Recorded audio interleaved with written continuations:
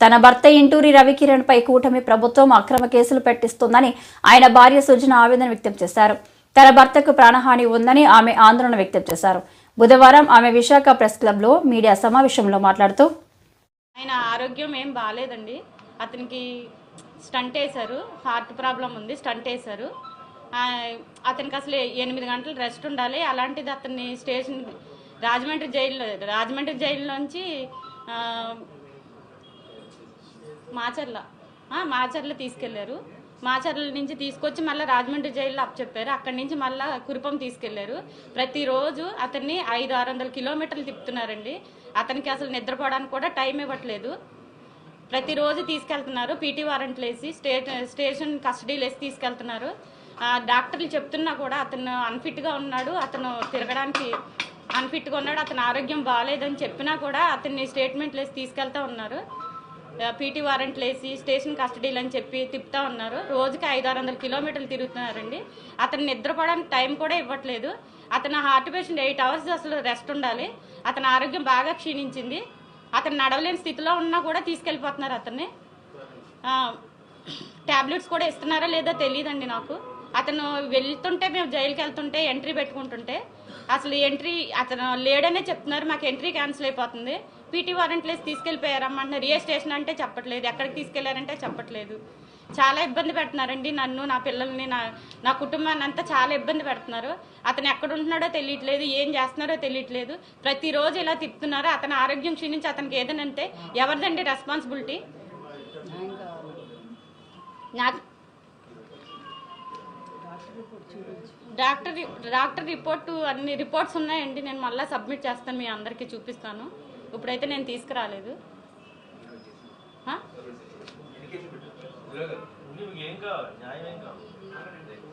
అతని మీద ఎందుకు కేసులు పెట్టారండి? దేనివల్ల కేసులు పెట్టారు? అవన్నీ చూపించండి నాకు. అతను సోషల్ మీడియా అంటే పోస్టులు పెడతారండి. మార్పింగ్ ఏమైనా చేశారా? అతను ఏమైనా అసభ్యకంగా రాశాడు, అసభ్యకరంగా అశ్లీలంగా ఏమన్నా ఉన్నాయా పోస్టుల్లో? ఒకసారి చూపియండి. ఎందుకు పెడుతున్నారు ఇన్ని సెక్షన్లు ఎందుకు పెడుతున్నారు అతని మీద?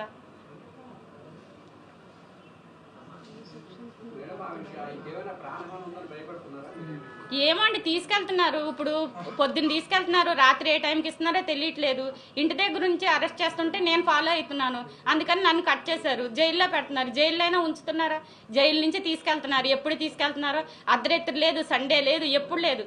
ఎప్పుడు తీసుకెళ్తున్నారో తెలియదు, ఎప్పుడు తీసుకొస్తున్నారో తెలియదు.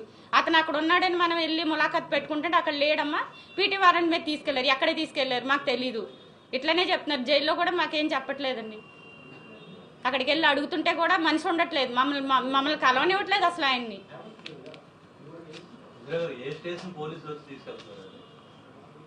ఏ స్టేషన్ అని లేదండి. ఇప్పుడు అక్కడ అసలు కొత్త కేసులు అన్నీ దేని మీద పెడుతున్నారో తెలియట్లేదు, ఎవరు పెడుతున్నారో తెలియట్లేదు, ఏ కేసో తెలియట్లేదు, కేసు నెంబర్ తెలియట్లేదు. లాయర్లు వెళ్ళి అడిగినా, మేము వెళ్ళి అడిగినా అంతా మేము ఇవ్వము, సీక్రెట్, మమ్మల్ని ఇబ్బంది పెట్టద్దు. పోలీసుల నుంచి ఇదే సమాధానం. మొత్తం పోలీస్ వ్యవస్థ అంతా ఈ వైసీపీ సోషల్ మీడియా కార్యకర్తల కోసమే పనిచేస్తున్నారు వీళ్ళు.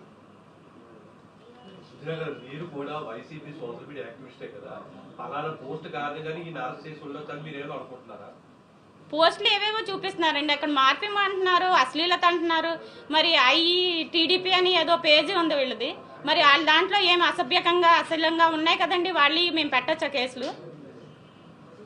గత ప్రభుత్వం అయ్యారు సోషల్ మీడియా యాక్టివిస్ట్ మీద కేసులు పెట్టారు. అందుకే కూటమి ప్రభుత్వం ప్రతీకార చర్యలు పాల్పడుతుంది అనుకుంటున్నారా? గత ప్రభుత్వం పెట్టింది నాకు తెలియదండి. నేను అసలు ఇలా మీడియాలో అసలు నేను ఎప్పుడు రాలేదు.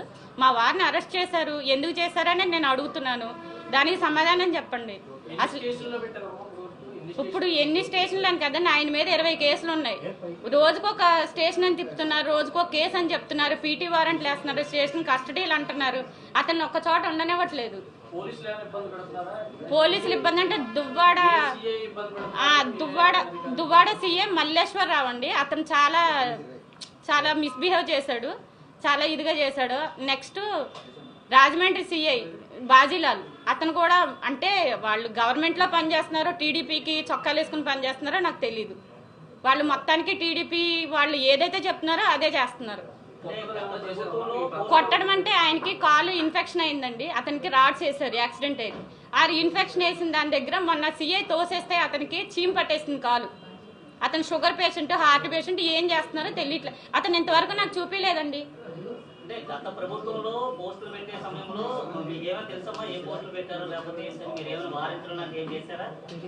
తెలియదండి, నేను పోస్టుల్లో అని నేను చూడను కదా. మేడం ఇప్పుడు వీటికి సంబంధించి మరి పోలీసు ఉన్నతాధికారులు ఏమన్నా ఈ విజయ విషయంపై మాట్లాడడం జరిగిందా? వాళ్ళు ఎలా రెస్పాండ్ అయ్యారు? ఇంతవరకు నేను ఎవరిని కలవలేదండి, మాట్లాడలేదు. పర్సనల్ గా తీసుకుంటున్నారండి. రవికిరణ్ పోస్టులు ఏం పెడుతున్నారు అంటే అతను సెటరికల్ గా పెడతాడు, వాళ్ళకి కోపం వస్తుందేమో, ప్రశ్నించినందుకు కోపం వస్తుంది. అతను అడిగే ప్రశ్నలు వాళ్ళకి ఇబ్బందిగా ఉన్నాయేమో, అతను ప్రశ్నించకుండా అతను నోరు నొక్కేశారు. అంటే ఆయన గత ప్రభుత్వం ఉన్నప్పుడే పెట్టాడండి, అంత ముందు కూడా ఇలాంటి పోస్టులు ఏమైనా పెట్టారా?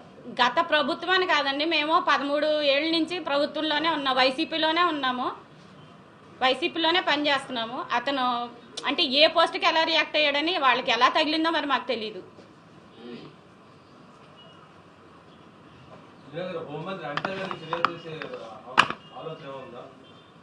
మీరు ఎప్పటి వరకు హోమ్ మినిస్టర్ ఏమైనా కలవడం జరిగిందమ్మా? హోమ్ మినిస్టర్ కానీ లేకపోతే డీజీపీని కానీ ఇక్కడ ఉన్నటువంటి సిపిని కానీ? ఎవరిని నేను కలవలేదండి, ఎవరిని కలవలేదు. ఇప్పుడు ఈయన్ని కలవనివ్వట్లేదు, నన్ను ఇబ్బంది పెడుతున్నారు. ఆ ఇంటి దగ్గరికి ఇతను అరెస్ట్లో ఉన్నా కూడా ఇంటికి వచ్చి మరి పీటీ వారెంట్లు అవి స్టేట్మెంట్లు అది అంటించేసి వెళ్తున్నారు. అది పులివెందుల నుంచి వచ్చి నేను ఇంట్లో లేనప్పుడు ఇంటి దగ్గర గొడవలు చేసి నేను ఉండే దగ్గర అంతా అలా గొడవలు చేస్తున్నారు. అతను రిమాండ్లో ఉన్నా తెలిసినా కూడా ఆ ఇంటికి వచ్చి గొడవ చేస్తున్నారు ఈ పోలీసులు.